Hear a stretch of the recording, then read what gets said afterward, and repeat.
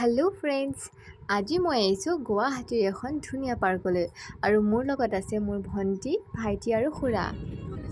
আৰু এই পাৰ্কখনৰ নাম হৈছে ব্ৰহ্মপুত্ৰ ৰিভাৰ ফ্ৰণ্ট। এতিয়া আমি লোকেশ্যন পালোহি।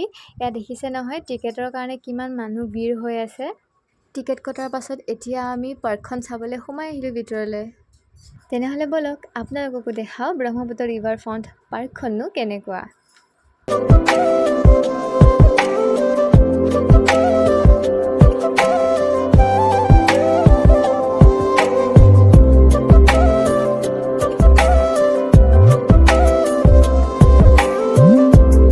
আৰু আপোনালোকে জানেনে এই গাৰ্ডেনখনৰ মেইন আকৰ্ষণীয় স্থলটো হৈছে ব্ৰহ্মপুত্ৰ নদীখনৰ ভিউটো।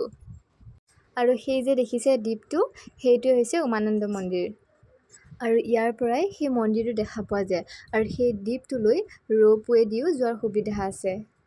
আৰু ইয়াত ইমান ধুনীয়াকৈ সুবিধা কৰি দিছে যে ইভিনিঙৰ ছানছেটটো আমি ধুনীয়াকৈ ৰৈ চাব পাৰোঁ।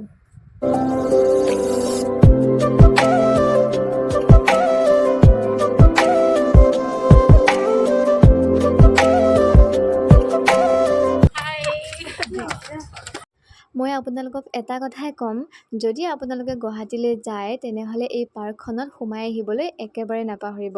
এবাৰ হ'লেও সোমাই আহিব দেই।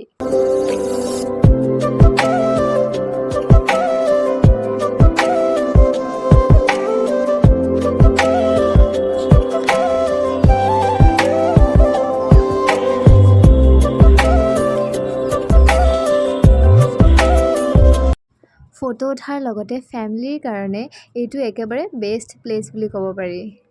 সন্ধিয়া হোৱাৰ পাছত যেতিয়া লাইটবোৰ অন কৰি দিয়া হয় তেতিয়া আৰু বেছি ধুনীয়া দেখি। আমি বাৰু অলপ সোনকালে ওলাই দিলোঁ। এয়া দেখিছেনে, আমি চাই ওলাই অহাৰ পাছতো কিমান মানুহৰ ভিৰ, একেবাৰে গেটৰ পৰা ধৰি ৰাস্তালৈকে। তাৰ পৰা আহি আমি আকৌ নেহেৰু পাৰ্কলৈ গ'লোঁ। ইয়াতো একেই, একেবাৰে মানুহৰ ভিৰ। আপোনালোকৰ মাজৰেই প্ৰায় এই পাৰ্কখনটো দেখিছেই, গতিকে মোৰ লগতে আজি আকৌ এবাৰ ইয়াৰ ৰাতিৰ দৃশ্যটো এনজয় কৰক।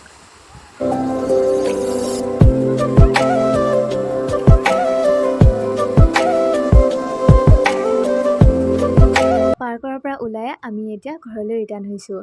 আজিৰ ভিডিঅ'টো মই ইমানতে সমাপ্ত কৰিছোঁ। তেনেহ'লে লগ পাম মোৰ অন্য এটা ভিডিঅ'ত। এতিয়ালৈ বাই।